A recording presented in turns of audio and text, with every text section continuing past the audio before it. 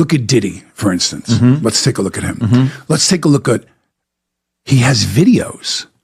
He has videos of the parties. Now, what I've heard, which I don't know how much of it is in mainstream media, I don't really follow the story that much, but what I've heard from friends that are attorneys, friends of mine that have represented me before, agents and so on, is there's a bidding war going on right now.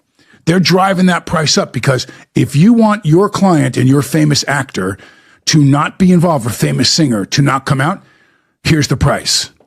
And that they're just selling to the individuals that are in those. This is what I heard. They're selling those videos. So if you're Tommy X, and Tommy X is a big, big movie star, and he was at some of the Diddy parties. He was in one of those bedrooms with 3 other men, and he's happily married to a woman, and blah. Tommy doesn't want that video to come out. He does not want it to come out. Same thing for Jeffrey Epstein. Now, the interesting thing about the Epstein and the theory about Epstein is we know he filmed people for sure on that island. He has a lot of movies, a lot of films of people that are very, very powerful political figures, and entertainers, business people.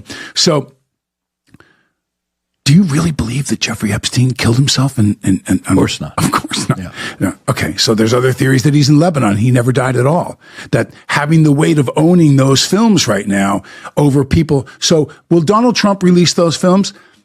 I believe Donald Trump probably has a lot of friends that are in those videos too. I don't know if it behooves him to release them either. But what happens if